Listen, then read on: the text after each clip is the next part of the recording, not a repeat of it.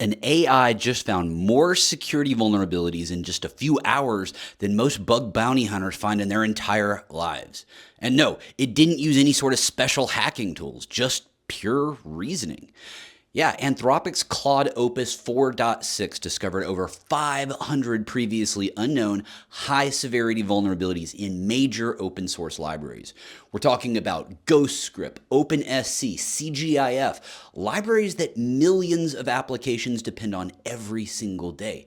And here's what makes this wild. The AI didn't need Burp Suite. It didn't need fuzzing tools or anything really except just access to the source code. It read the code and spotted the bugs. Human researchers have been staring at this same code for years and missed these flaws. So what does this mean for the future, folks? I mean, if AI can find bugs this efficiently, are we about to see an arms race where attackers and defenders are both using AI to hunt for 0 days?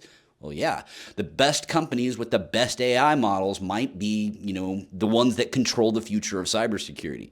That's both wild and terrifying at the same time. All right, moving on to our next story. All right, buckle up because this one is crazy because hackers just shattered the world record for the biggest DDoS attack ever recorded. The AISURU/Kimwolf botnet hit 31.4 terabits per second, folks.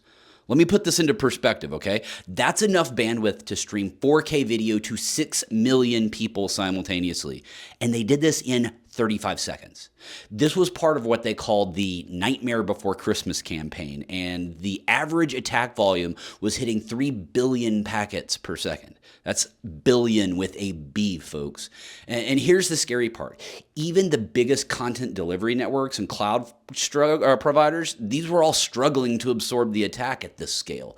So yeah, if you're running a smaller company that doesn't have, massive DDoS mitigation infrastructure, an attack like this would basically obliterate your online presence almost immediately. Yeah, so we're entering an era now where bad guys have so much firepower that traditional defenses just don't cut it anymore. So maybe it's time we all rethink our DDoS protection strategies. All right, last story of the day. This is every crypto developer's worst nightmare, and it just happened to one of the biggest decentralized exchanges out there. Hackers compromised the official NPM and PyPy packages for DYDX. We're not talking about fake packages with similar names. These were the real legitimate packages that thousands of developers trust and use every day. So if you installed the DYDX v4 client, congratulations, you just deployed wallet-stealing malware into your application. The malicious code was designed specifically to exfiltrate private keys, steal wallet credentials, and even execute remote code execution on developer machines. Yeah, this, folks, simple supply chain attack, and it's one of the hardest type of attacks to defend against because you're trusting the code that's supposed to be safe. How do you protect against this?